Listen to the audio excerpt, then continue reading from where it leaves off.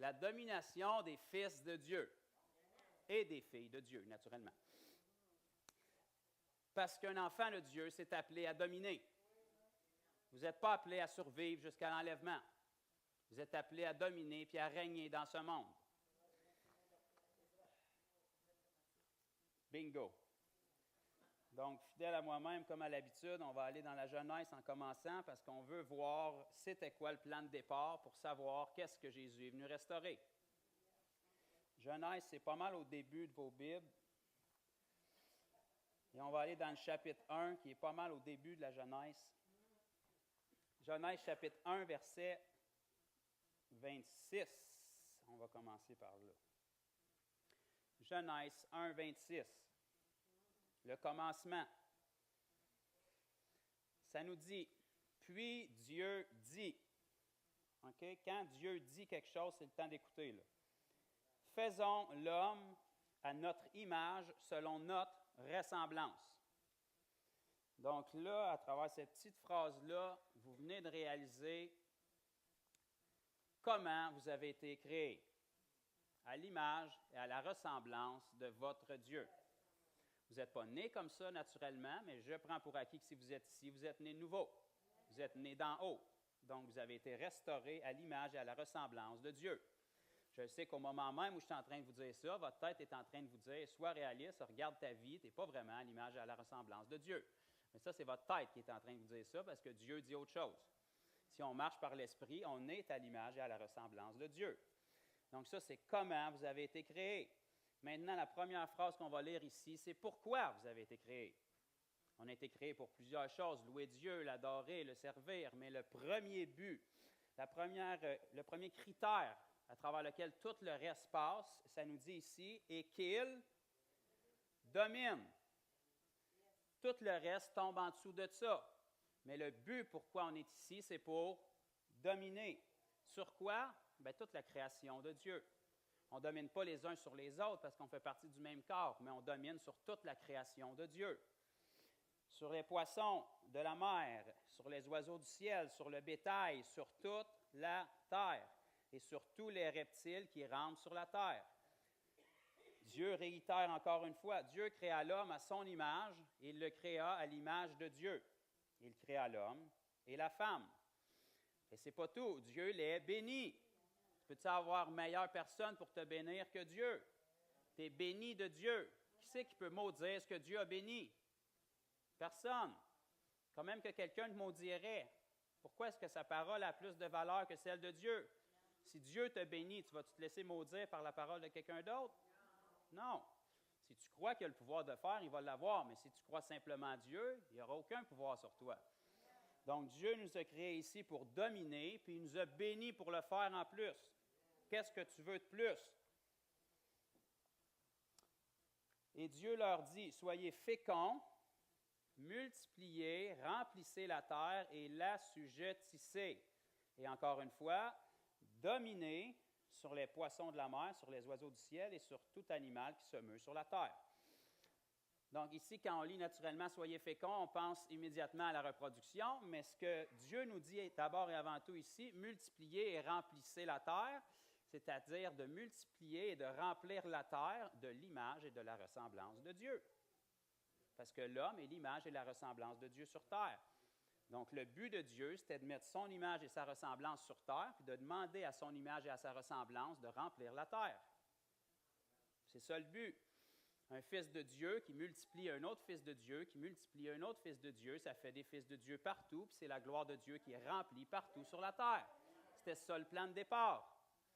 Maintenant qu'on est devenus des enfants de Dieu, qu'on est nés d'en haut, c'est encore le même commandement, c'est encore le même but. On est ici pour multiplier l'image et la ressemblance de Dieu sur terre. Et ça, ce n'est pas seulement physiquement, c'est spirituellement, parce que maintenant, les gens doivent être nés d'en haut.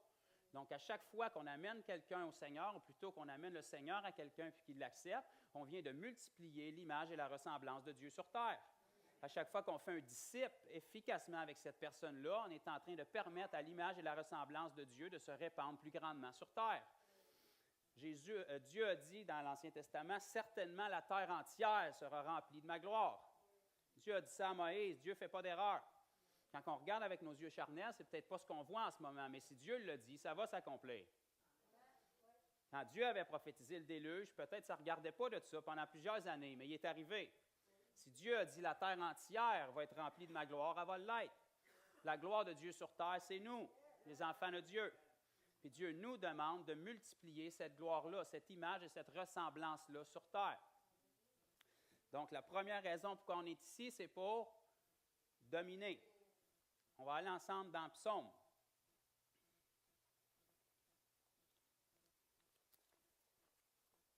Psaume 115.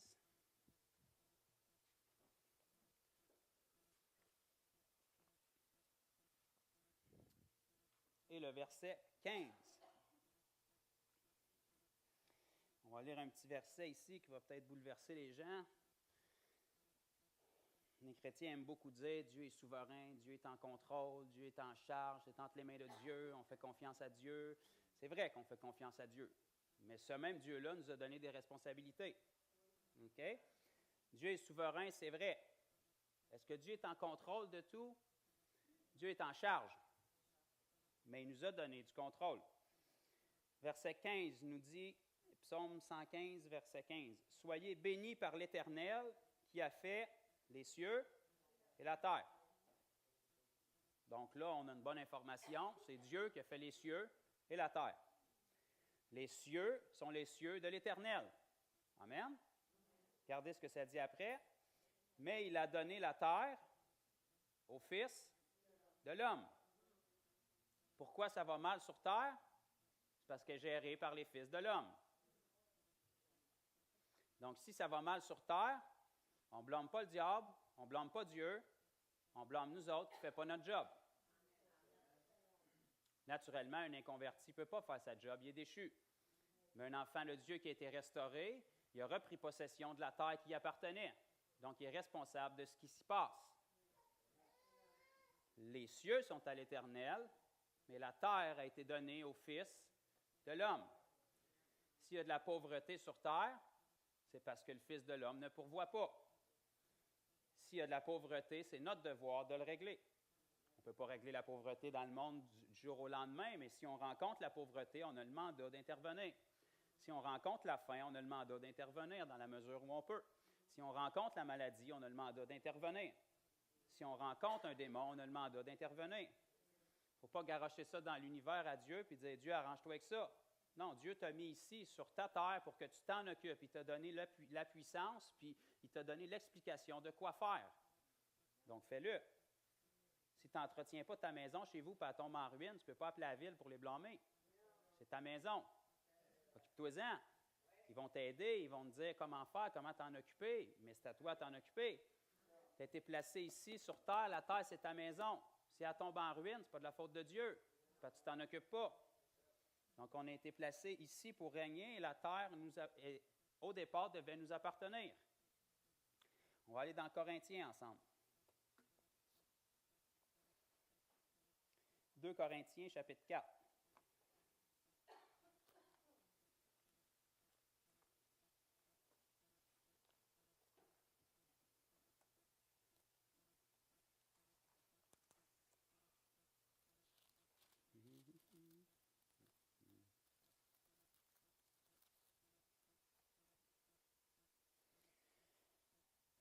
Dans 2 Corinthiens 4 et le verset 3.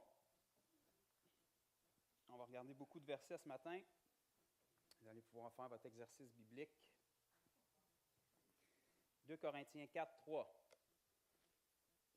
L'apôtre Paul va dire, « Si notre évangile est encore voilé, il est voilé pour ceux qui périssent, pour les incrédules. » Regardez bien ce qu'on va lire ici. « Dont le Dieu de ce siècle, ou de ce monde, dépendamment de la version que vous avez, a aveuglé l'intelligence, afin qu'il ne visse pas briller la splendeur de l'Évangile de la gloire de Christ, qui est l'image de Dieu. » Wouh! Hey, on a des informations là-dedans, hein? Je ne sais pas pourquoi moi la parole m'excite, puis on dirait que les chrétiens, ça ne les excite pas parce qu'ils ne lisent pas bien souvent, mais moi, je trouve ça intéressant. Donc, on a lu ici que l'apôtre Paul va dire, si notre évangile est encore voilé, il est voilé pour ceux qui périssent. Ici, naturellement, ceux qui périssent, c'est ceux qui sont sans Dieu. pour l'instant. Pour les incrédules, dont le Dieu de ce siècle. De qui est-ce qu'on parle là? Satan. Je pense que tout le monde est d'accord. Okay? Ici, la parole le nomme le Dieu de ce siècle. Okay? Le mot siècle qu'on lit ici dans le grec, c'est aeon. Ça veut dire une époque, un ère, une période de temps. Okay? La période de temps dans laquelle on est, c'est la période de la grâce. Depuis 2000 ans, depuis la résurrection de Jésus jusqu'à ce que la porte se ferme, on est dans cette période-là. La Bible nous dit que dans cette période-là dans laquelle on est, aeon, je ne parle pas trop le grec, mais disons que ça se prononce comme ça, c'est la période où Satan est le Dieu de ce siècle. Okay? Puis le mot Dieu ici ne signifie pas divinité, comme vous avez remarqué, c'est avec un petit d, mais dans le grec, ça signifie avoir autorité et pouvoir sur.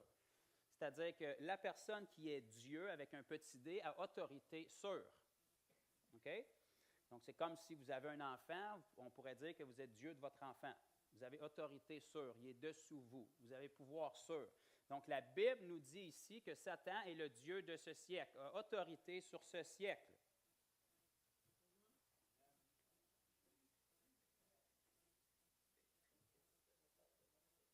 Ah ouais? Bon, bien, ceux qui l'ont manqué vont le revoir. Je pense que Dieu veut parler.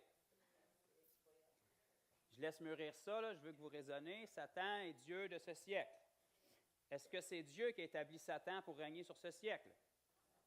Non. On va aller dans Luc ensemble.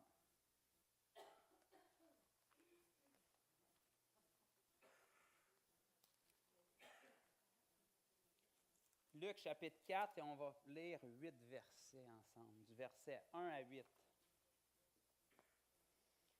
Luc 4, c'est un des passages dans un des évangiles, en fait, qui nous parle de la tentation de Jésus dans le désert. J'ai bien dit que Jésus a été tenté, ce qui n'est pas un problème. Je ne sais pas pourquoi la majorité des chrétiens, quand ils sont tentés, ils tombent en problème, ils partent une chaîne de prière, ils pensent qu'ils ont rétrogradé. Jésus a été tenté, je ne vois pas où est le problème. Le problème, c'est de chuter. Luc 4, à partir du verset 1. Jésus, rempli du Saint-Esprit, revint du Jourdain et il fut conduit par l'Esprit dans le désert où il fut tenté par le diable pendant 40 jours. Il ne mangea rien durant ces jours-là et après qu'ils furent écoulés, il eut faim. Ça arrive. Si vous essayez, là, après 40 jours, ça se peut que vous ayez faim. Le diable lui dit, même le diable a parlé à Jésus. Pourtant, Jésus était quand même spirituel. Le diable lui dit, « Si tu es le Fils de Dieu, ordonne à cette pierre qu'elle devienne du pain. » Qu'est-ce que Jésus a fait pour lui répondre? Il a pris la parole. Il est écrit. Okay? Parce que je sais que vous êtes des bons croyants. Vous savez que dans l'armure du croyant, la seule arme offensive qu'on a, c'est l'épée. L'épée de la parole. Toutes les autres armes qui sont nommées dans l'armure du croyant, c'est du défensif. Le casque du salut, la cuirasse de la justice, la ceinture de la vérité. Okay? Vous n'allez pas à la guerre avec votre cuirasse puis en donnant des coups de ceinture puis des coups de chapeau. Là. Ça, c'est du défensif pour vous protéger. Votre arme, c'est votre épée, l'épée de la parole. Donc, la seule chose avec laquelle on contre-attaque, c'est la parole, point. L'homme ne vivra pas de pain seulement. 1-0 Jésus. Le diable ayant élevé, lui montra en un instant tous les royaumes de la terre et lui dit, regardez bien qu'est-ce qu'il a dit, « Je te donnerai toute cette puissance et la gloire de ces royaumes. » Qu'est-ce qui est écrit là? Elle m'a été donnée. C'est pour ça qu'on vient de lire que Satan est Dieu de ce siècle. Il est Dieu de ce siècle parce qu'il a autorité sur ce siècle, parce que la puissance sur ce siècle lui a été donnée. Puis Jésus ne l'a pas réfuté, là. Ça veut dire que c'est vrai. Et Satan lui dit, « Je la donne à qui je veux. » Si quelque chose t'appartient et tu as autorité sur quelque chose, tu peux la redonner à qui tu veux. Satan lui a proposé ça parce que Satan savait que Jésus était ici pour venir acheter le monde.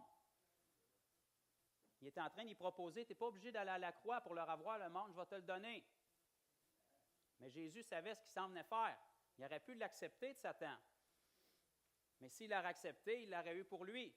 En allant à la croix, il nous a permis à nous de l'avoir. Donc, là où je vais attirer votre attention, c'est si Satan est Dieu de ce monde ou de ce siècle, parce qu'il a autorité sur ce siècle. si je prends 2 minutes, que je m'arrête et que je raisonne, ce n'est pas Dieu qui a fait Satan, Dieu de ce siècle. Vrai? Pourtant, la Bible nous dit qu'il est Dieu de ce siècle, parce qu'il a pouvoir sur ce siècle. Donc, forcément, si Satan a pouvoir sur ce siècle, il faut que celui qui avait le pouvoir sur ce siècle avant Satan ait été Dieu aussi. On laisse ça descendre tranquillement. Quand je dis Dieu, je parle de Dieu avec un petit d. Donc, si Satan règne sur terre, puis ça le fait Dieu de ce siècle, il faut que ceux qui régnaient sur terre avant lui aient été Dieu de ce siècle. On va aller dans Jean ensemble. Jean 10, 34.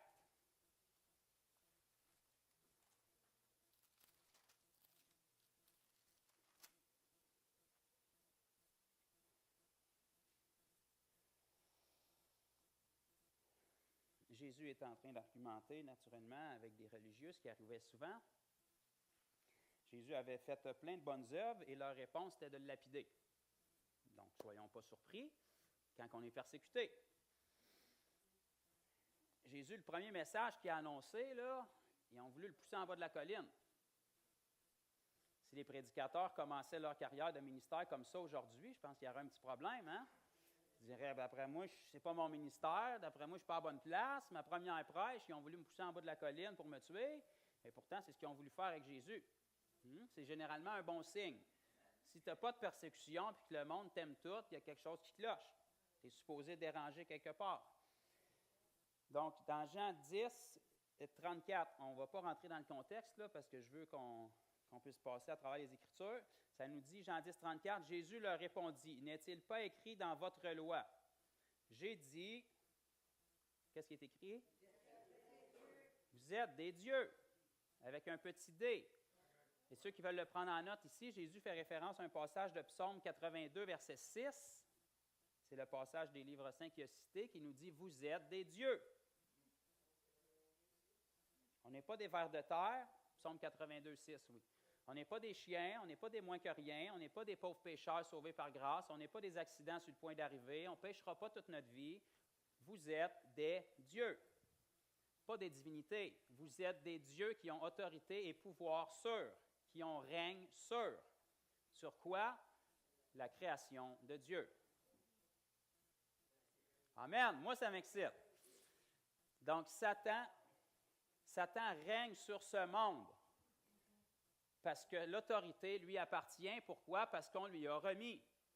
L'autorité sur ce monde a été donnée à Adam et Ève, les premiers enfants de Dieu.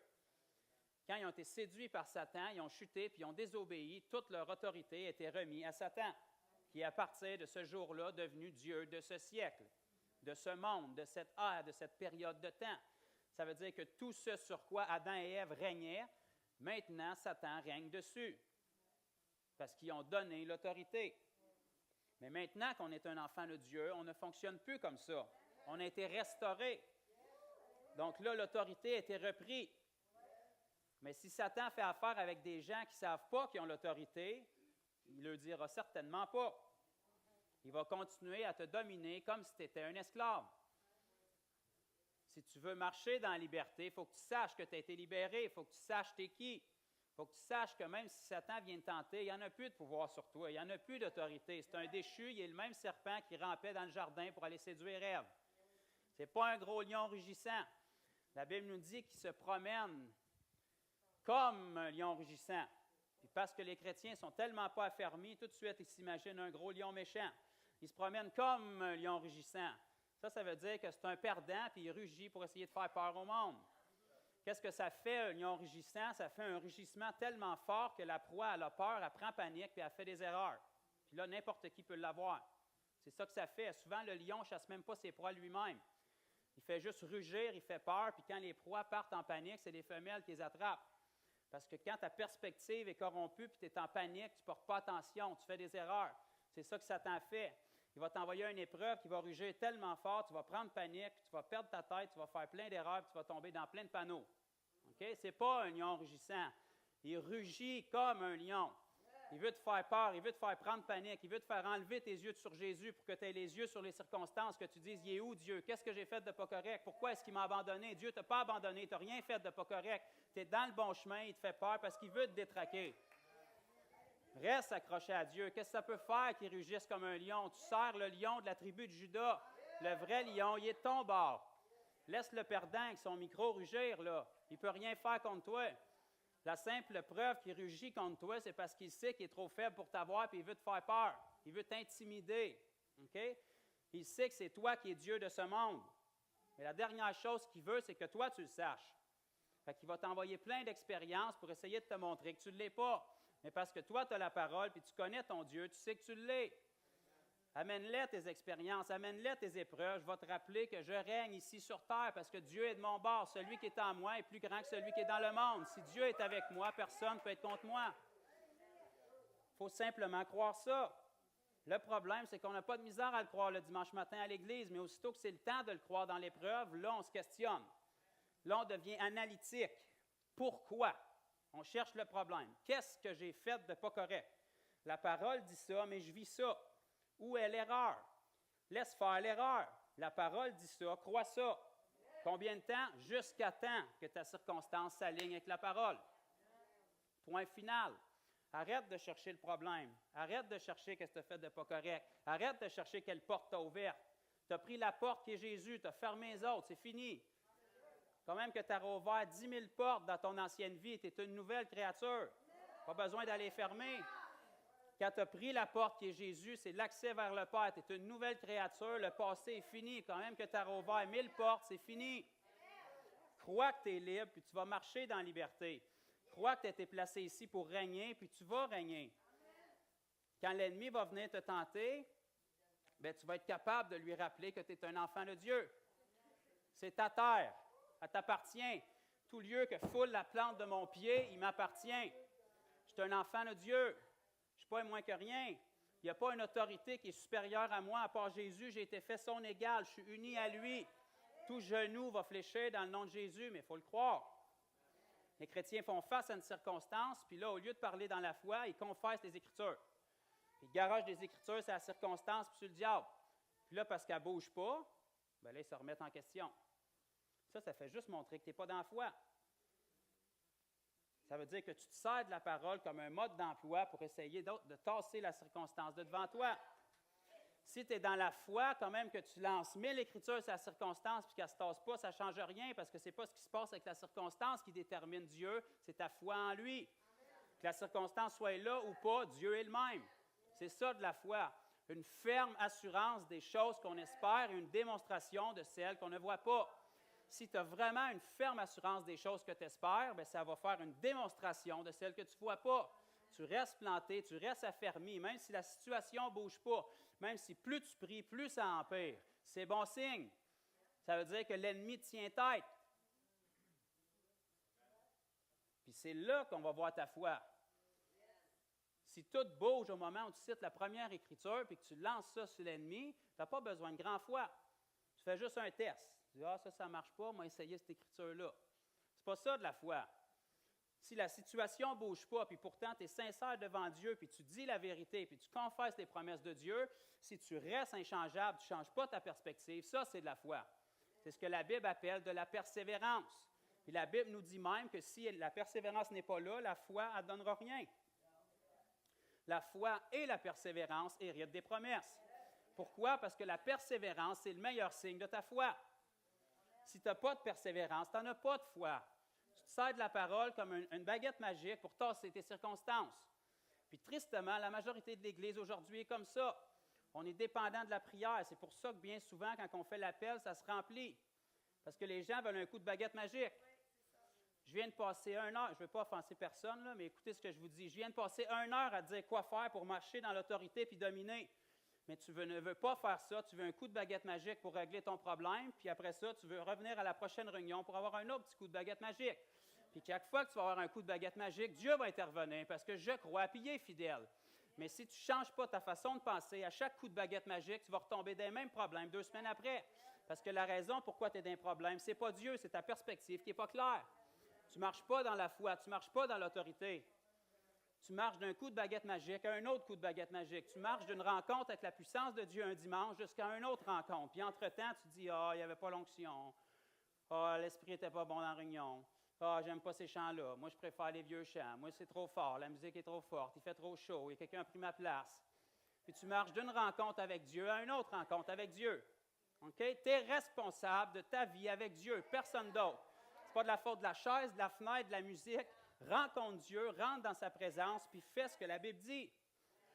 Si on applique ce que la parole nous dit, si on applique les enseignements qu'on entend, on n'aura pas besoin d'un coup de baguette magique à tous les 2 semaines. Ça ne me dérange pas de te donner le coup de baguette magique pour que Dieu intervienne.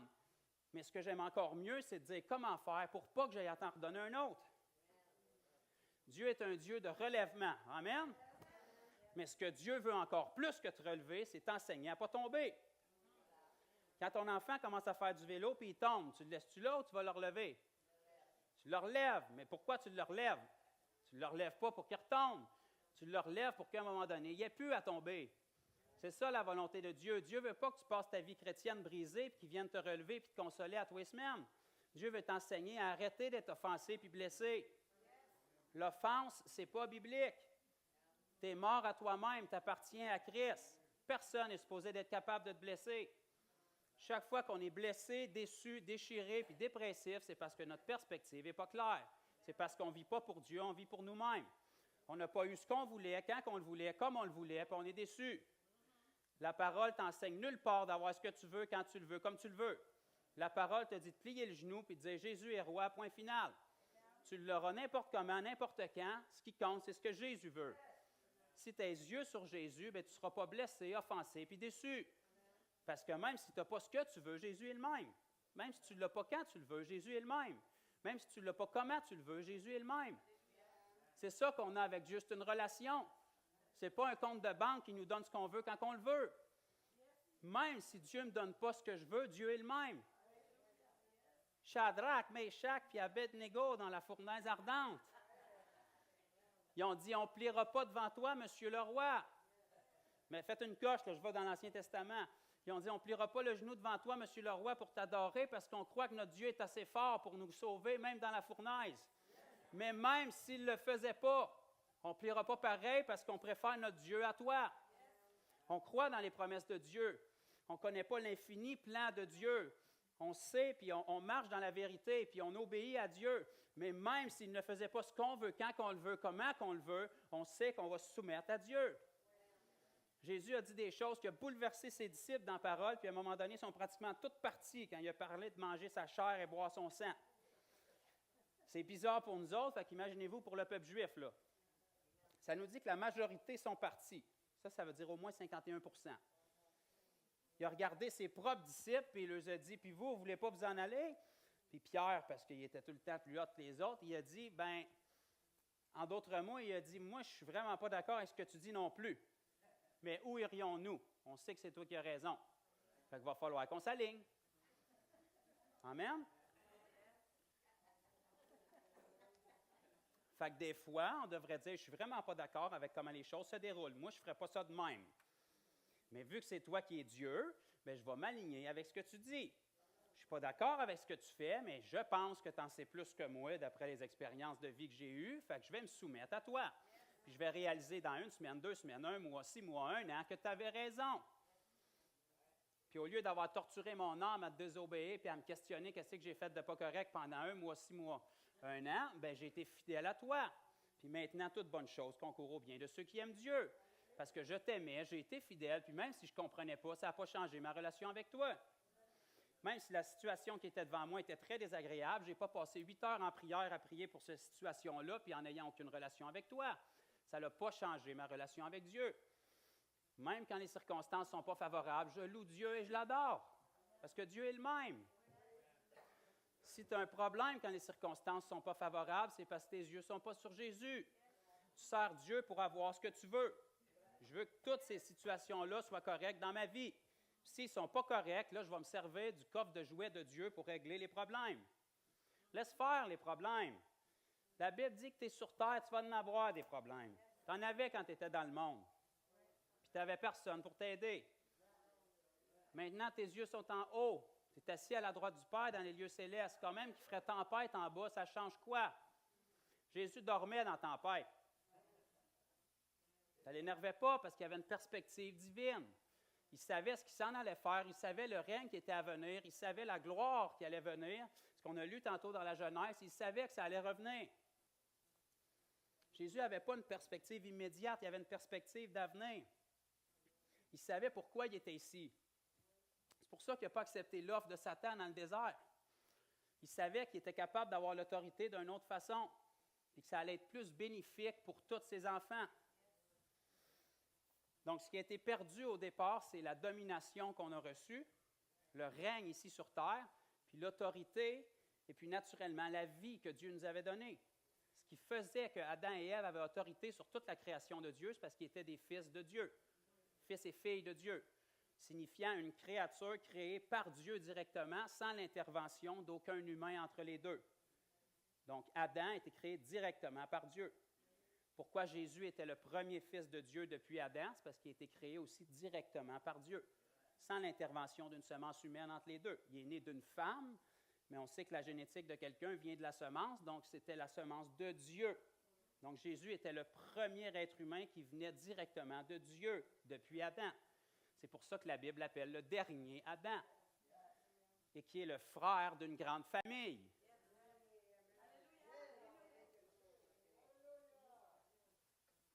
On va retourner dans la Genèse. Il reste 10 minutes. À moins que Dieu veuille qu'on dépasse midi. Je ne penserais pas qu'il serait aussi méchant que ça.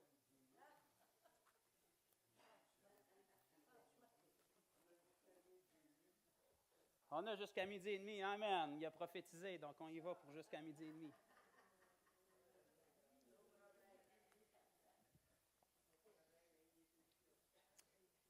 OK, on retourne au départ. On va regarder encore ce qu'on avait, et peut-être qu'il y en a qui ont réalisé, mais on va regarder comment et quand est-ce que Jésus est venu le restaurer. S'il l'a restauré, c'est parce que vous l'avez. Donc, si on l'a, on est excité, puis on marche dedans, puis on y croit, puis on l'utilise. Donc, Genèse, chapitre 2, et le verset 7. Genèse 2, 7, page numéro 4, pour ceux qui ont des Louis II avec un couvert bleu mou en cuir. Genèse 2, 7. L'Éternel Dieu forma l'homme de la poussière de la terre, et il souffla dans ses narines un souffle de vie. OK, ça, je l'ai appris aussi dans l'hébreu, c'est il souffla un souffle de vie et l'homme devint un être vivant.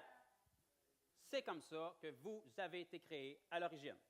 Vous n'êtes pas nés comme ça, malheureusement, mais vous êtes nés de nouveau maintenant. Donc, Dieu a créé l'homme et la femme et il a soufflé la vie, son esprit, en lui. C'est ce qui a fait d'eux des fils de Dieu, qui avaient l'esprit de Dieu en eux. Et puis, il leur a donné le règne. Il leur a donné la vie et le règne. OK? Parce que tu ne peux pas régner si tu n'es pas en vie. Ça fait du sens? Il te donne la vie, il te donne la création, il te met en vie sur la création, puis il te dit de régner.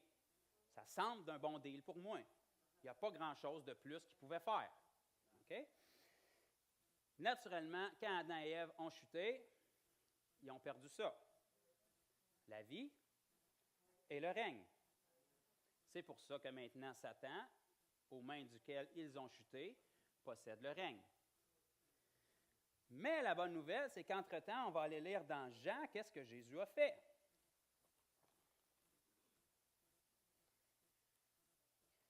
Jean chapitre 20.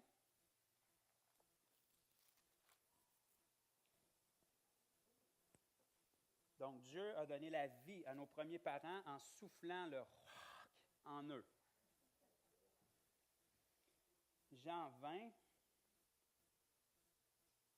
on va commencer au verset 19. Donc ici, on est après la résurrection.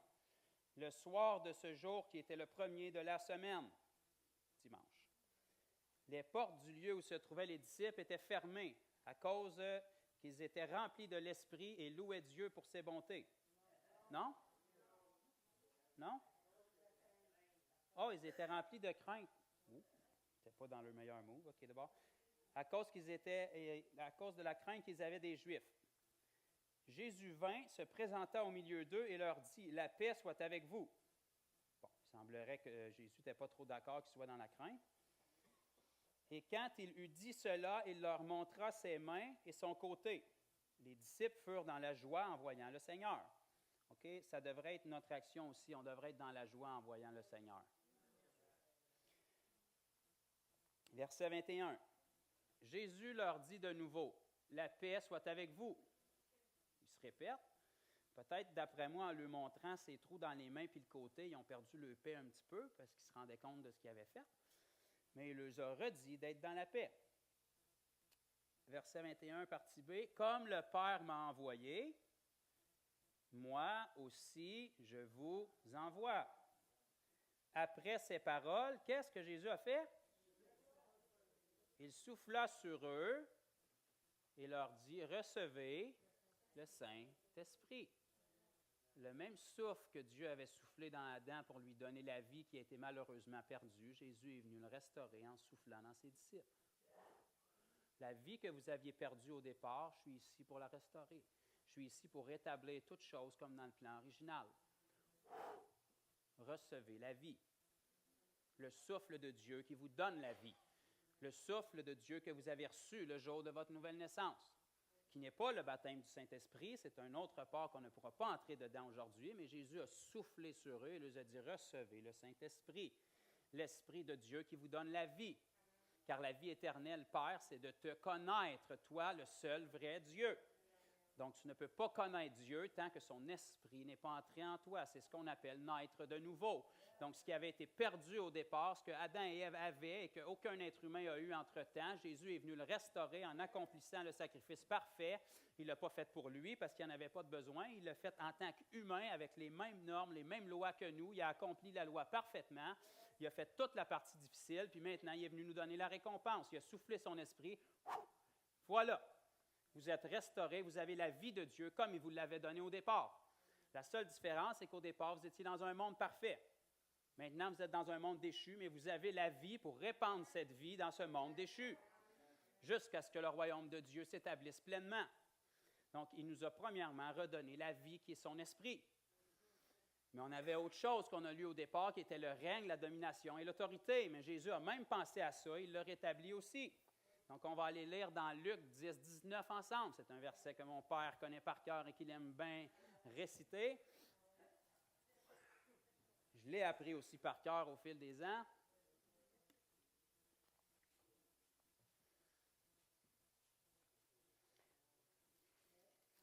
Jésus parlait à ses disciples. Est-ce que vous êtes des disciples de Jésus?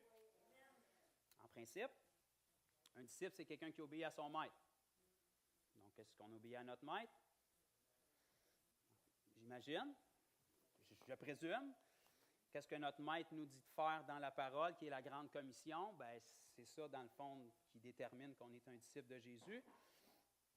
Tristement, aujourd'hui, bien souvent, je dirais que les chrétiens sont autant disciples de Bouddha, de Krishna, de Mohammed que de Jésus. Parce qu'ils obéissent à tous ces commandements-là égal. Ni à Jésus, ni à Bouddha, ni à Krishna, ni à Mohammed. Fait qu'ils obéissent tout égal. Fait qu'ils sont autant disciples de l'un que de l'autre. OK. Fait que Luc 10, 19. On va commencer au verset 17 même. Les 70 revinrent avec joie. Okay? Quand Jésus t'envoie, tu es supposé revenir avec joie parce que tu as vécu des choses. Disant, Seigneur, les démons même nous sont soumis en ton nom. Combien de croyants aujourd'hui peuvent revenir avec joie en disant ça? Parce que ça fait partie de la vie d'un disciple, d'après ce que je peux lire. Jésus leur dit, je voyais Satan tomber du ciel comme un éclair. Pas un gros lion rugissant, bien méchant, qui détruit les enfants de Dieu, là. Il tombait, puis il tombait raide. Voici, je vous ai donné le pouvoir. OK, c'est dans le passé. S'il l'a donné à ses disciples, c'est parce qu'on l'a encore aujourd'hui. Il est venu souffler la vie dans ses disciples pour leur redonner la vie de Dieu, puis il leur a redonné l'autorité puis le pouvoir qui avait été perdu au départ aussi. Voici, je vous ai donné le pouvoir de marcher sur le serpent, le scorpion et sur toute la puissance de l'ennemi. Et il n'a pas arrêté là, il a dit, rien ne pourra vous nuire. Aujourd'hui, on entend ça, on regarde notre vie, on regarde nos expériences, on regarde les témoignages des gens autour de nous, puis on se dit, ouais, mais il faut être réaliste. Non, tu n'es pas appelé à être comme les chrétiens, tu es appelé à être comme Jésus. Peu importe ce que tu as vécu dans le passé, peu importe ce que les chrétiens autour de toi vivent, c'est ça que tu es appelé à vivre. Tu es appelé à avoir le pouvoir sur les serpents, le scorpion et sur toute la puissance de l'ennemi, et rien ne pourra te nuire. Donc, tu ne t'appuies pas sur tes expériences passées pour diluer la parole, tu t'appuies sur la parole jusqu'à temps que ce soit ça qui arrive dans ta vie. Tant que quelque chose te nuit, tu as encore du chemin à faire, tu t'appuies sur la parole, puis tu te tiens ferme. J'ai reçu le règne, j'ai reçu la vie, il faut que la situation plie tôt ou tard. Je ne chercherai pas, il est où le problème, puis pourquoi elle ne plie pas. Je vais louer Dieu puis l'adorer parce que c'est déjà accompli. On va aller dans Matthieu, un autre passage, Matthieu 28.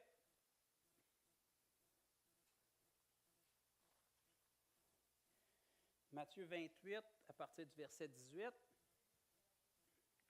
Encore la résurrection de Jésus, après la résurrection de Jésus dans l'Évangile de Matthieu. Matthieu 28, 18. Jésus s'étant approché, leur parlant ainsi. Tout pouvoir, ça englobe dans le fond tout. Tout pouvoir m'a été donné. Il l'a-tu ou il ne l'a pas? Y a-tu eu peur de Satan? Non, Jésus est Jésus. Le pouvoir que Satan avait volé au Fils de Dieu qui était Adam, Jésus est venu le récupérer. Tout pouvoir m'a été donné. Donc, de la même manière que Satan voulait l'offrir à Jésus parce qu'il appartenait, parce que Jésus l'a, il peut l'offrir à qui il veut. Puis il a choisi de nous l'offrir à nous autres. Tout pouvoir m'a été donné. Et on a lu tantôt dans l'Ancien Testament que l'Éternel était l'Éternel des cieux et que la terre appartenait au Fils de l'homme. Mais parce que Jésus est venu non seulement comme Dieu, il est venu comme Fils de l'homme, il avait tout pouvoir dans les cieux et sur la terre. Donc, il peut donner tout pouvoir n'importe où, à qui il veut, quand il veut. Surtout à ses frères et ses sœurs qui sont nous. Tout pouvoir m'a été donné dans le ciel parce que je suis Dieu et sur la terre parce que je suis venu comme le Fils de l'homme. J'ai tout accompli, j'ai marché sans tâche, sans péché, puis je l'ai fait pour vous. Donc, parce que tout pouvoir m'a été donné dans les cieux et sur la terre, voilà ce que vous allez faire avec. Voilà pourquoi je vous donne tout pouvoir. Pas pour que vous vous rassembliez avec d'encens et que vous battiez des mains toute votre vie en attendant l'enlèvement. Là. Je vous ai donné tout pouvoir. Tu n'as pas besoin de pouvoir pour faire ça. Tu as juste besoin d'une place avec de la musique. Tu as besoin de pouvoir pour aller faire de toutes les nations des disciples, en les baptisant au nom du Père, du Fils et du Saint-Esprit, et enseignez-leur à observer tout ce que je vous ai prescrit. Et voici, je suis avec vous tous les jours jusqu'à la fin du monde. Tant que cette aïon, cette période, cette ère n'est pas terminée, on a reçu la domination pour faire ce que Jésus vient de nous dire de faire. Pourquoi est-ce qu'il nous demande de faire de toutes les nations des disciples? Parce qu'on a lu tantôt, c'est la façon dont on va répandre l'image et la ressemblance de Dieu sur terre. Un chrétien ne représente pas Dieu bien souvent. Un disciple qui est comme son maître, bien ça le dit, il est comme son maître. Notre maître, c'est Jésus. Jésus était comme Dieu. Si on est comme Jésus, on va être comme Dieu. On va refléter l'image et la ressemblance de Dieu sur terre. Si on fait des disciples, on se trouve à obéir à ce qu'on a lu tantôt dans la Genèse, d'être fécond et de se multiplier. Si on multiplie des disciples, on répand la gloire de Dieu sur terre. Si on multiplie des disciples, on enfante des enfants de Dieu. On est fécond et on multiplie pour assujettir la terre, pour que l'image de Dieu soit suffisamment répandue sur terre à travers suffisamment de disciples, que Dieu est visible par tout le monde, de partout. Partout où est-ce qu'ils regardent, ils peuvent trouver des images et des ressemblances de Dieu à travers ses disciples, qui sont comme leur maître. Un disciple doit être comme son maître. Si tu n'es pas comme ton maître, arrête de t'appeler disciple, arrête de t'appeler chrétien, puis tu n'as même pas d'affaire à venir à l'Église. Tu es ici pour être comme ton maître. Tu es ici pour apprendre, tu es ici pour grandir, tu es ici pour refléter Dieu, tu es ici pour croire tellement ce que la Bible dit que tu le vis. Tu n'attends pas de le sentir, tu n'attends pas d'avoir une parole supplémentaire. Jésus, il y a 2000 ans, t'a dit qu'il t'a donné le pouvoir, l'autorité, puis qu'il t'a donné la vie. Si tu es sauvé, tu sais que tu as reçu la vie en toi. Bien, avec ce kit-là, ça venait le pouvoir, l'autorité pour aller et faire de toutes les nations des disciples. Donc, même si tu penses que tu n'as pas le ministère, que tu n'es pas capable, que tu n'as pas ce qu'il faut, que tu n'es pas assez formé, Dieu dit que tu l'es. Pars avec ce que tu as. Dieu en sait plus que toi. Dieu sait la capacité qu'il a mis en toi. Commence avec ce que tu as, puis tu vas te développer en le faisant. La meilleure façon d'apprendre, c'est en le faisant, c'est en ayant les mains dedans. Attends pas d'avoir assez d'enseignements pour guérir les malades. Dieu dit que tu es capable. Les disciples le faisaient, puis ils n'étaient pas sauvés. J'ai dit les disciples le faisaient, puis ils n'étaient pas sauvés. Quand il a envoyé les 12 le premier coup, c'était avant la résurrection. Il n'y en a aucun d'eux qui était sauvé, même Judas est un démon. Il savait qu'il pigeait dans la bourse et qu'il était voleur. Pourtant, il est revenu comme les autres, en ayant guéri les malades et chassé les démons. J'attends un petit peu. Quand Jésus a envoyé les 70, c'était avant la résurrection. Ils n'étaient pas sauvés, ils n'étaient pas nés de nouveau. Pourtant, ils ont guéri les malades en obéissant à la parole de Jésus parce qu'ils avaient foi dans ce que Jésus avait dit. Ils les ont envoyés guérir les malades, ils sont revenus tout excités en disant « Les démons nous sont soumis ».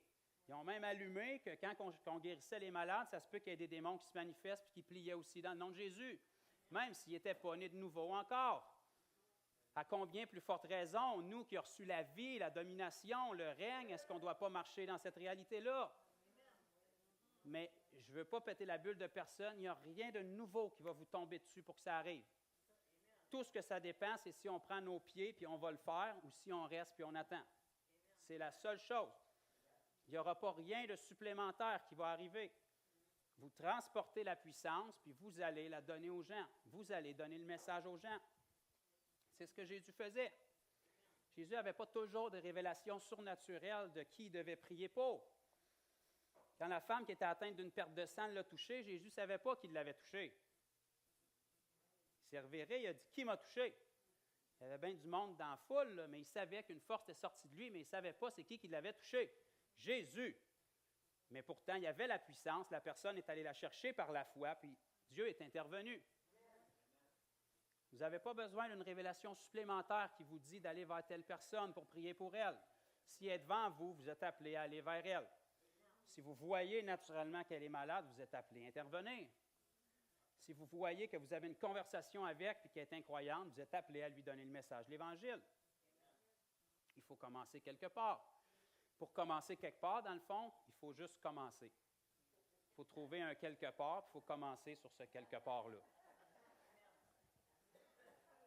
Puis Dieu est tellement pas compliqué, quelque part, ça peut être partout, n'importe quand, n'importe où. Puis commencer, il s'agit de commencer quand on trouve un quelque part. Je le mets simple parce que c'est vraiment aussi simple que ça. Pourquoi j'ai commencé en 2014? Bien, je ne savais absolument pas ce que je faisais. Maintenant, après toutes ces années d'expérience, aujourd'hui, je ne sais absolument pas plus ce que je fais. C'est ce qui fait que Dieu fonctionne.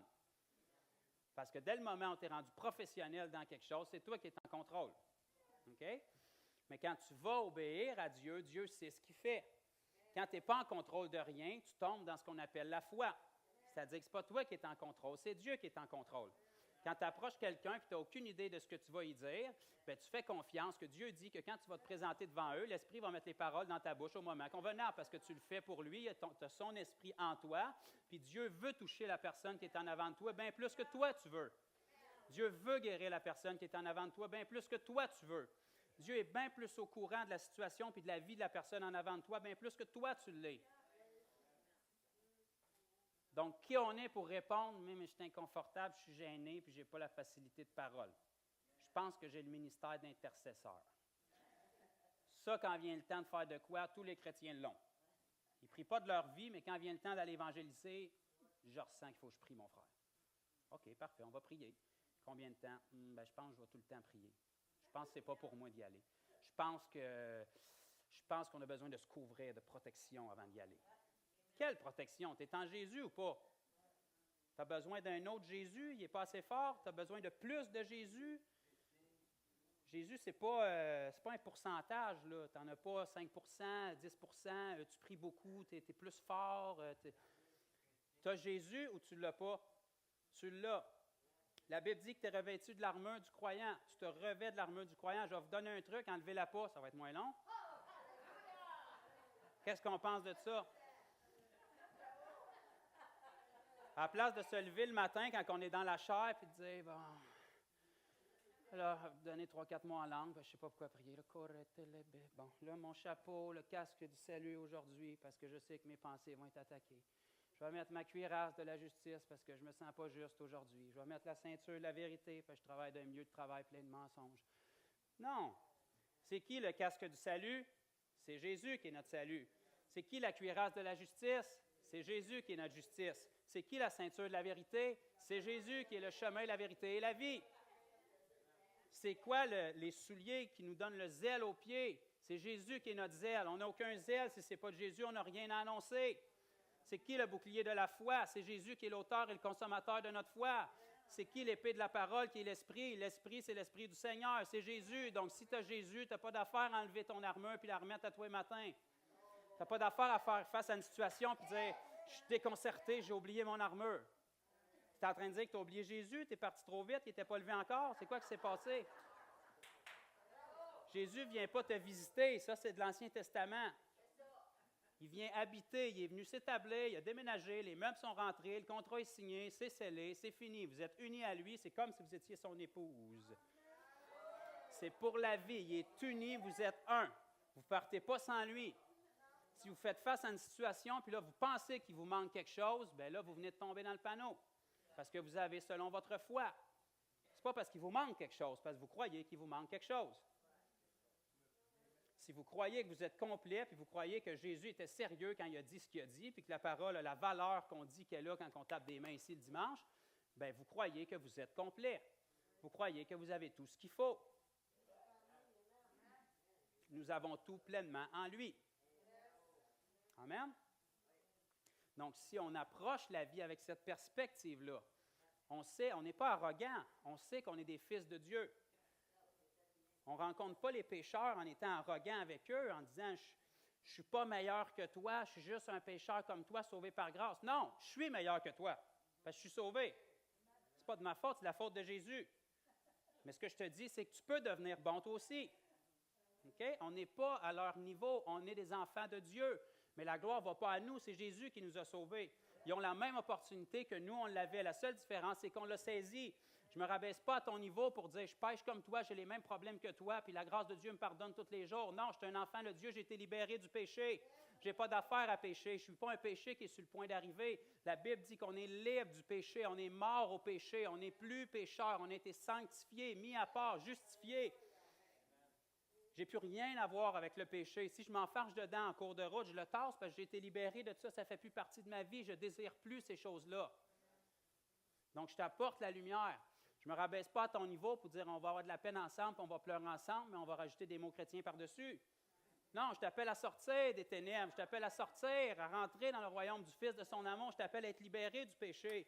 Je ne suis pas intéressé que tu lèves ta main pour remplir une prière et que tu remplisses une carte en disant que tu es sauvé. Je suis intéressé que tu rencontres Jésus, que ta vie soit transformée et que tu sois une nouvelle créature. Comment est-ce qu'on savait à l'époque des apôtres puis à l'époque des premiers croyants que quelqu'un est un disciple de Jésus? Il ne levait pas sa main, il ne remplissait pas une carte. Si on aurait demandé aux apôtres comment est-ce qu'ils savaient que quelqu'un était un disciple, bien, ils nous auraient dit, il a fait une rencontre avec Jésus, sa vie a été transformée, on le voit progresser, il porte les fruits de l'Esprit, puis on le voit semaine après semaine dans les rassemblements, puis il fait quelque chose. Comment est-ce qu'on sait aujourd'hui que quelqu'un est sauvé? Il a fermé ses yeux, il a penché sa tête, il a levé sa main, il a répété une prière, il a eu une tape dans le dos, il a eu une carte. Non! Je n'ai rien contre ces choses-là, mais si ta vie n'est pas transformée, détrompe-toi. Je ne te dirai pas que les gens se réjouissent dans le ciel parce que tu as répété une prière. Sois sincère, puis il y a une vie transformée. C'est ça une rencontre, c'est ça le salut. Sinon, ça fait une vie chrétienne terriblement monotone et plate. Parce que tu crois que tu as été sauvé, puis tu ne portes aucun fruit dans ta vie. Ta vie est exactement comme qu'elle était. S'il y a de quoi, tu es doublement malheureux parce que maintenant, tu as entendu la vérité, puis tu sais quand tu désobéis que tu ne fais pas bien. Ce n'est pas ça la vie chrétienne. Si la vie chrétienne est plate, c'est parce qu'on ne vit pas la bonne. Si la vie chrétienne est désintéressante, c'est parce qu'on ne vit pas la bonne. Si on a de la difficulté à trouver du temps pour Dieu puis qu'on n'est pas passionné de rentrer dans sa présence parce qu'il y a quelque chose qui cloche, on a perdu ce que la Bible appelle notre premier amour. On a oublié la grandeur puis l'infinie puissance du Dieu qu'on sert. Quand on se rassemble ici, on s'en vient adorer Dieu. On ne s'en vient pas chanter des hommages sur Dieu. Quand on a les chants ici le dimanche matin ou ailleurs, ce que j'aimerais vraiment partager aux gens, là, c'est que c'est de la communion avec Dieu.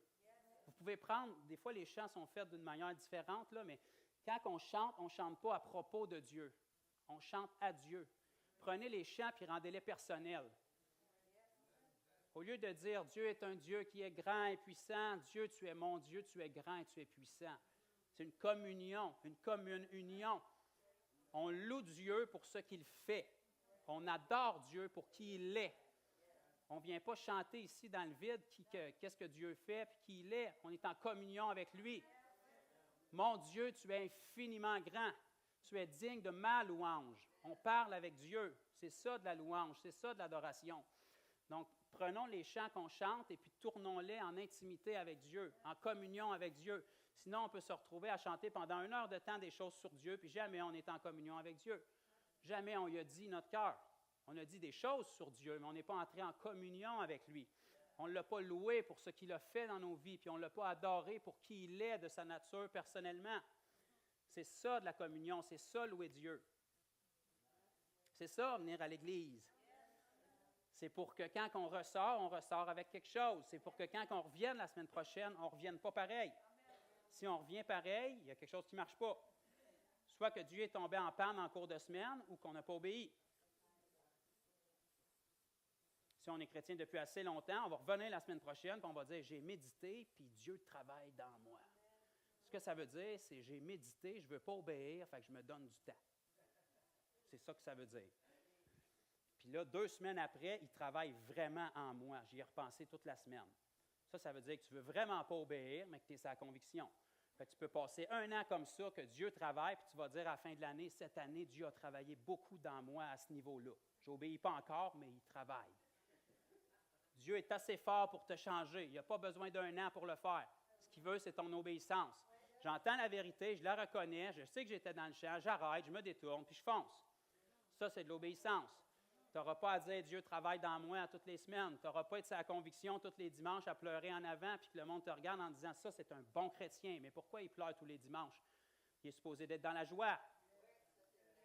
Tu es sa conviction de péché quand tu es sauvé, mais après, tu es dans la joie. Tu n'as pas d'affaire à pleurer comme une Marie-Madeleine à toutes les semaines. Tu entends la parole, tu marches dans la vérité, puis tu te repens sincèrement de cœur quand il y a quelque chose. Ta repentance n'est pas plus sincère si tu pleures 1 semaine que si tu te repens en 1 seconde. Tu te détournes de tes mauvaises voies, tu reconnais ce que tu as fait de mal, puis tu t'alignes avec la vérité. C'est un instant, comme ça. Quand Corneille et sa famille ont entendu le message, la puissance du Saint-Esprit est tombée sur eux en cours de route durant le message. Ils n'ont pas levé la main, ils n'ont rien fait de spécial, ils n'ont rien dit. Dieu a vu leur cœur qui était repentant. La seule raison pourquoi ils n'étaient pas encore sauvés, c'est juste parce qu'ils n'avaient pas entendu le message. Parce que la Bible nous dit que l'Évangile, c'est la puissance pour le salut de quiconque croit. Donc, tant que tu n'as pas l'Évangile, tu ne peux pas être sauvé. Ton cœur peut être bien disposé, tu peux avoir la foi, mais aussitôt qu'elle tombe sur l'Évangile, là, tu es sauvé. Jésus a vu le cœur de Corneille et de sa famille qui était repentant, puis il a confirmé leur salut par le Saint-Esprit. Et puis ensuite, ils ont été baptisés d'eau. Amen.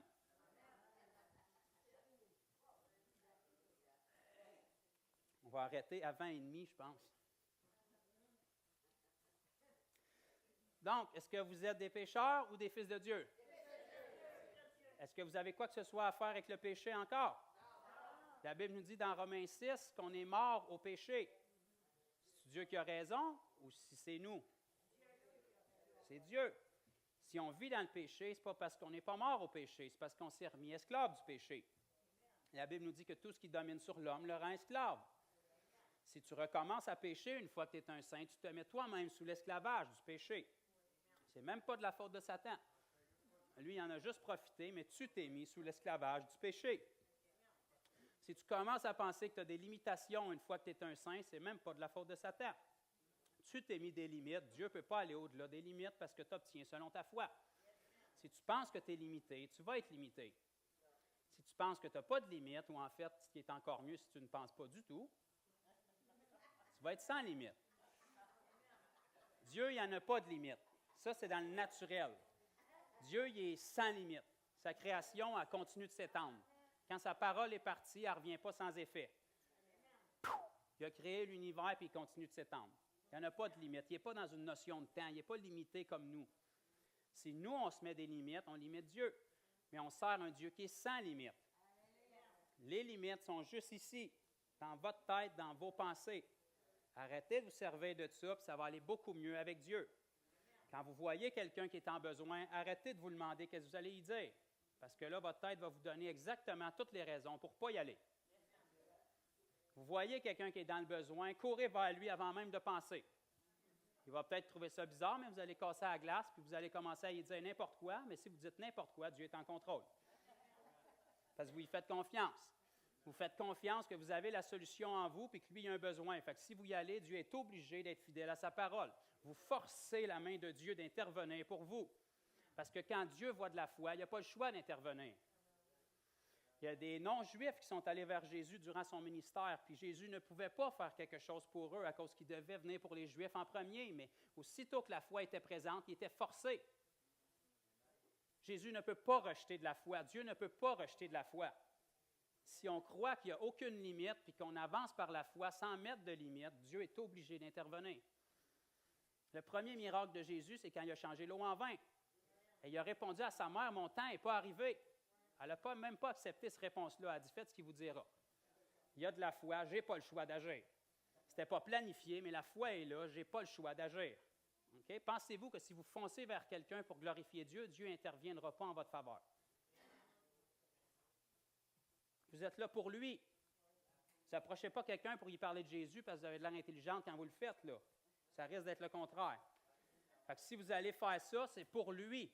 Pensez-vous qu'il va vous regarder les bras croisés avec ses jambes et dire « Sais-tu vu comment elle n'est pas bonne? Elle s'est plantée bien raide, j'aurais jamais fait ça de même. » Elle est en train de prier pour. Penses-tu que je vais lui donner la puissance pour la guérir? Elle va s'enfler la tête avec ça. Non. Il y a un besoin, tu es là. Dieu attend de trouver un canal à travers qui couler. Pensez-vous qu'il va rejeter quelqu'un qui se rend disponible? Pourquoi, tristement, on est pris avec un problème aujourd'hui dans l'Église? C'est que les gens, souvent, qui obéissent, c'est les nouveaux convertis. Parce qu'ils ne raisonnent pas. Ils le font. Le problème, c'est qu'ils manifestent la puissance, mais ils n'ont souvent pas encore la maturité puis les fruits dans leur vie pour l'accompagner. Sauf que quand on a la maturité puis les fruits dans notre vie, bien, on n'a plus l'audace d'y aller. On est tellement mature qu'on ne fait plus rien. On est tellement sage qu'on sait exactement pourquoi on ne devrait pas le faire.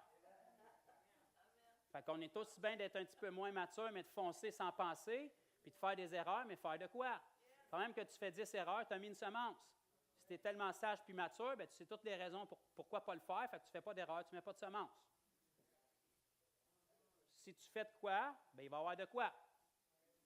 Je pourrais vous raconter des témoignages, des choses, des erreurs incroyables que j'ai faites depuis que j'ai commencé en 2014 à aller vers les gens dans les rues, puis Dieu est intervenu. Les meilleurs moments, c'est souvent quand on a fait des erreurs. Les fois où on a dit des bêtises, c'est souvent là que Dieu est intervenu. Puis les fois où tu avais tout ton speech de près, c'est souvent là que les gens te revenaient de bord. Dieu, il n'en a rien à faire de tes capacités, il s'appuie sur les siennes. Quand l'ange est allé vers Gédéon, il a dit « Vaillant soldat ». Gédéon a dit « D'après moi, tu fais erreur sur la personne. Je suis le plus petit de toute ma famille. C'est la plus petite tribu. C'est pas moi, là. Pourquoi tu t'argumentes avec l'ange qui vient porte-parole de Dieu et te dit « Vaillant soldat ». Il doit savoir des choses sur toi que tu ne sais pas. Dieu vous regarde et vous dit « Vaillant soldat ». Vous êtes mon premier choix. Vous êtes mon équipe d'élite. Quand j'ai fait mes équipes, je vous ai choisi avec un but. Vous ne vous trouvez peut-être pas bon, mais si Dieu vous a choisi, c'est Dieu qui vous a choisi. S'il vous a choisi, c'est parce qu'il reconnaît que vous êtes capable de faire quelque chose pour son royaume. Il sait que vous avez la capacité de faire quelque chose pour lui. Vous êtes son équipe. Vous faites partie de son équipe. Faire partie de l'équipe de Dieu, puis que Dieu m'ait choisi, ça devrait me faire un petit velours. Ça devrait dire « Wow, je dois avoir des talents. Je ne suis pas dans l'équipe des perdants. Dieu m'a choisi. Je dois avoir des talents qui sont utiles pour son royaume. » La preuve que j'en ai, c'est qu'il m'a donné la même commission qu'à toutes les autres. Ce n'est pas écrit « Allez, faites de toutes les nations des disciples, sauf Sœur Linda, parce qu'elle n'a pas ce qu'il faut. » Non, il l'a même inclus. Si elle est inclue, c'est parce qu'elle a la capacité. Ce n'est pas écrit « Allez, faites de toutes les nations des disciples, sauf ceux, naturellement, qui ont reçu le ministère d'intercesseur, de prière et de jeûne. » Non.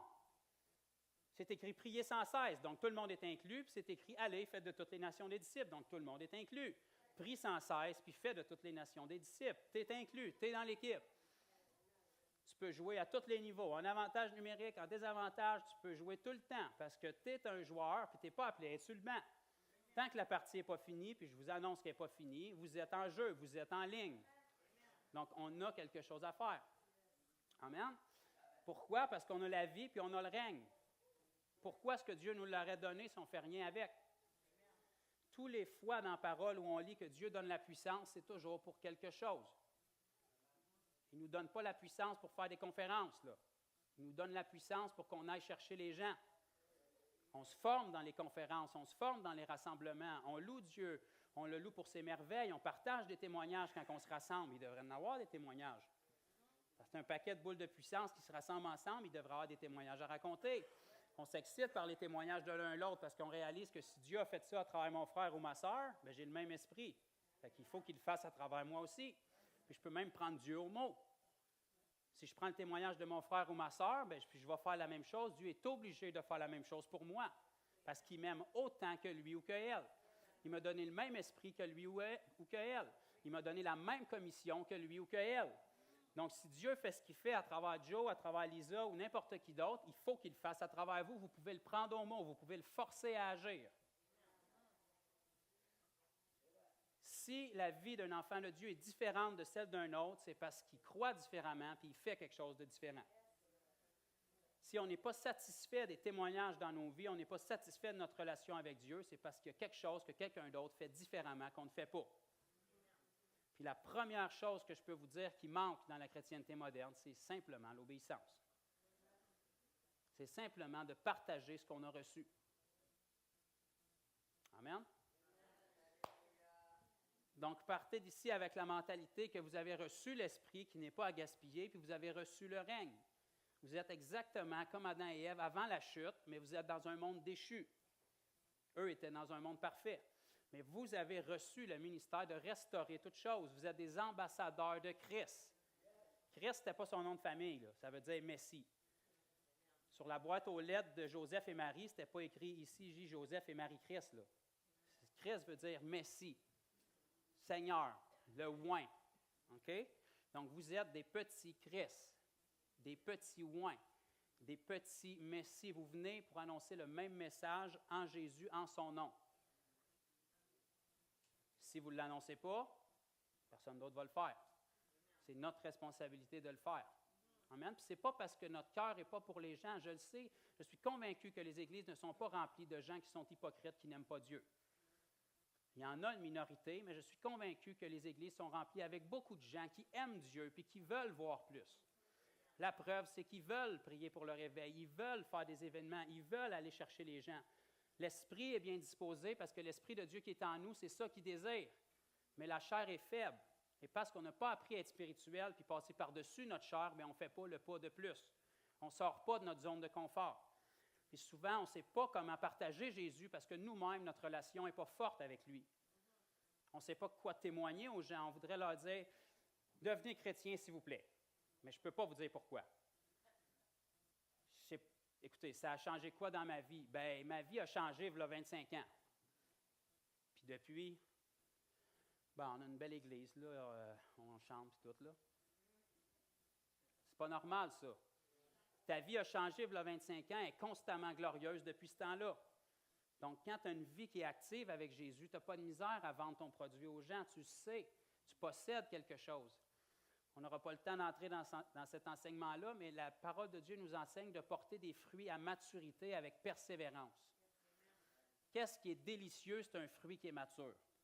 Allez croquer dans une pommette, vous n'aurez peut-être pas le goût d'en croquer un autre. Si vous allez croquer dans une belle pomme qui est mûre, elle va être savoureuse, elle va être délicieuse, elle va être sucrée, puis vous allez avoir le goût d'en avoir un autre. Un enfant de Dieu doit porter des fruits dans sa vie qui sont à maturité, pour que les gens du monde, quand ils goûtent à vos fruits, okay, les fruits, c'est les fruits de l'esprit de Galates 5, l'amour, la paix, la joie, la bonté. Quand les inconvertis goûtent à ces fruits-là, c'est tellement bon pour eux. Ils n'ont jamais eu ça dans le monde. Ils n'ont jamais goûté à ces fruits-là dans le monde. Il faut que vos fruits soient tellement mûrs et matures que quand ils y goûtent, ils veulent à tout prix ce que vous avez. Il faut qu'ils vous disent qu'est-ce qu'on peut faire pour avoir ça. Où est-ce qu'on peut aller pour avoir ça? Que pourrons-nous faire pour être sauvés? C'est ça la réponse qu'on devrait avoir. Il faut qu'on porte ces fruits-là à maturité dans notre vie pour qu'on soit tellement délicieux que quand les inconvertis goûtent aux fruits de l'esprit. La seule façon que les inconvertis vont goûter à Dieu, c'est à travers vos vies, là. Dieu va toujours passer quelque part. Il peut avoir des rencontres personnelles, surnaturelles, mais il va toujours passer quelque part parce qu'il faut que l'Évangile se rende à eux, puis ça prend à Dieu une voie pour faire ça. il faut que quelqu'un les baptise physiquement, puis ça prend à Dieu des mains et de l'eau pour faire ça. Donc, il faut qu'il passe par un de ses disciples quelque part. Donc, ça, c'est nous, si on est disponible. Amen. Parce que si on marche dans le règne et l'autorité, ça en fait partie. Si on croit qu'on a reçu la vie à nouveau en nous, puis qu'on a reçu le règne et l'autorité, on n'a pas peur des problèmes, on n'a pas peur des gens, puis on n'a surtout pas peur du diable. Amen. Fait qu'au lieu de dire « il est sous nos pieds », puis chanter le dimanche, puis être tout content, c'est dans l'épreuve que là, on peut y rappeler. Ça ne fait pas peur à l'ennemi quand il nous entend dire « Satan est sous nos pieds le dimanche », quand tout le monde est du même bord et qu'on est tous d'accord. Quand tu fais face à lui dans la semaine, que tu fais face à une épreuve qu'il t'envoie, c'est ta réaction face à ça qui va déterminer si tu le crois vraiment ou pas. Amen? Amen. Donc, on va finir ça sur une note plus joyeuse. Alléluia! Louez l'Éternel, car il est bon, car sa miséricorde dure à toujours. Et nous sommes dans le toujours, donc sa miséricorde dure pour nous. Dieu n'est pas fâché contre nous. Dieu, il veut nous exciter. Okay? Il ne veut pas qu'on reste assis et qu'on se complaise dans notre situation, mais il veut nous exciter. Il nous appelle à du changement. Il nous appelle à de l'obéissance. Tout ce que ça prend, c'est le premier pas. Aussitôt que vous avez témoigné Jésus à quelqu'un, vous allez voir, vous êtes tellement rempli. Vous êtes tellement excité, vous êtes tellement heureux parce que c'est pour ça que vous avez été créé. Aussitôt que vous avez prié pour quelqu'un, vous êtes tellement excité, vous êtes tellement heureux, vous vous sentez tellement vivant. Quand on fait des événements et que les gens sortent dans les rues pour prier pour les malades, pour annoncer l'Évangile, tristement, c'est bénissant, mais en même temps, c'est tellement triste. Qu'est-ce qui nous revient et qui est récurrent que les gens nous disent, c'est qu'on a vécu plus de choses et on est plus rempli en quelques jours que dans des années de notre vie chrétienne auparavant. Pourquoi? Parce qu'ils ont fait le seul élément différent qu'ils ne faisaient pas, c'est d'être vivants, actifs et d'aller faire ce pourquoi ils ont été créés. Sortir de leur zone de confort, témoigner Jésus, prier pour les malades puis glorifier Dieu aux gens. C'est l'élément qui est le plus manquant, je vous dirais, dans l'Église moderne aujourd'hui. Si on veut se sentir vivant, il faut faire ce pourquoi on a été créé. Puis ça va toujours être une décision de sortir de notre zone de confort. Vous n'aurez jamais assez de prières, de transfert d'onction pour ça. Ça va toujours demander la décision, je le fais ou je ne le fais pas. Ça me tente-tu ou ça ne me tente pas? Ça ne me tente pas? Parfait, je vais le faire. La preuve que ça ne me tente pas, c'est parce que ma chair est inimitié aux choses de Dieu. Donc, si ça ne me tente pas, forcément, ça doit être de Dieu. Donc, je vais aller puis je vais le faire quand même. Je vais passer par-dessus ce que je ressens, je vais passer par-dessus mes émotions, mes sentiments, puis je vais obéir à la parole. Amen? Louez Dieu pour ses bontés, car sa miséricorde durera toujours, éternité en éternité, car il est avec nous tous les jours jusqu'à la fin du monde. Il ne nous délaisse pas, il ne nous abandonne pas. Dieu est un bon Dieu, c'est un bon Père. Amen? Il ne faut pas entendre la parole puis être condamné, il faut entendre la parole puis avoir la conviction de Dieu sur nous, jusqu'à temps qu'on obéisse. Dieu ne devrait pas mettre sa conviction sur nous pendant des semaines avant qu'on obéisse. Si on croit ce qu'on a entendu ce matin, ça devrait changer dès aujourd'hui. On devrait faire les premiers pas dès aujourd'hui. Puis aussitôt que vous commencez à faire les premiers pas, pourquoi que Satan veut tellement vous empêcher de commencer? C'est parce qu'il sait que quand vous allez avoir un témoignage, aussitôt que vous avez un témoignage, à chaque fois que ça ne vous tente pas après, vous pouvez y rappeler, ça ne me tentait pas ce fois-là non plus, puis regarde ce que Dieu a fait. Le plus dur, c'est d'enclencher la machine. Une fois que la roue est partie, vous pouvez lui rappeler, à chaque fois que ça ne vous tente pas, regarde cette fois-là, j'ai fait plein d'erreurs, j'ai approché cette personne-là, je n'avais aucune idée de ce que j'y disais, mais regarde ce que Dieu a fait, regarde comment Dieu a été fidèle. Une fois que vous avez un témoignage, vous pouvez vous rappeler de la fidélité de Dieu, de témoignage en témoignage en témoignage. Vous êtes de plus en plus dur à arrêter. C'est pour ça qu'il veut tout faire pour pas que les chrétiens commencent. Amen. Mais nous, gloire à Dieu, on ne tombera pas dans ce panneau-là. Parce qu'on est des bons disciples de Jésus, puis on a entendu la parole, on sait qu'elle est irréfutable, on a eu plein de versets aujourd'hui, donc on va sortir de notre zone de confort, puis on va le faire. Puis ça nous ferait plaisir de vous aider à casser la glace si vous voulez. On sort tous les semaines depuis 2014. Fait qu'il y a certainement une semaine qui convient à quelqu'un. Si vous voulez qu'on vous accompagne, si vous voulez qu'on sorte dans les rues avec vous, qu'on partage du temps ensemble, qu'on aille prier pour les malades, ça nous ferait plaisir. C'est ça qu'on appelle faire des disciples. C'est pour ça qu'on se réunit. Amen? Donc, on va louer Dieu, le remercier pour ce qu'il nous a dit ce matin, en espérant qu'il ait dit quelque chose. et ou qu'on ait reçu quelque chose qu'il a dit. Et puis, s'il y a des gens qui veulent de la prière, avant de quitter, naturellement, ça me ferait plaisir de prier pour vous. Et puis, j'adorerais entendre des témoignages la semaine prochaine ou dans les semaines qui viennent de ce que Dieu a fait pour vous ou de ce que vous avez fait pour Dieu. Amen. Père, on veut juste te rendre grâce pour ta parole qui a été annoncée encore ce matin, Père, cet enseignement que, selon Sœur Linda, tu sembles avoir confirmé à nouveau, Père. Tes pensées ne sont pas divisées, Père. Tu as un cœur et une volonté pour ton Église, pour ton peuple. Plus la fin des temps approche, Seigneur, je sais que tu travailles parce qu'on est unis par le même esprit. Tu désires la même chose pour ton Église. Tu désires l'unité de ton corps. Tu désires un corps qui te représente dignement. Tu désires des gens qui sont remplis, qui sont équipés et qui osent aller avec une foi en toi, avec une simplicité, avec un amour pour toi et pour les gens, Seigneur. Des gens qui sont prêts à ne pas avoir peur du ridicule pour te glorifier. Des gens qui sont prêts à te faire confiance au-delà de leurs sentiments et de leurs émotions. Père, je te prie de mettre une conviction sur ton Église, Père. Que ce soit ici où on se rassemble, ou à Sainte-Cécile, ou toutes les églises de Granby et de la province, Père. Que tous ceux qui ont un cœur, qui ont faim et soif de plus de toi, Seigneur, aient cette révélation, cette conviction qu'on doit faire quelque chose de plus grande valeur avec le précieux cadeau que tu nous as donné.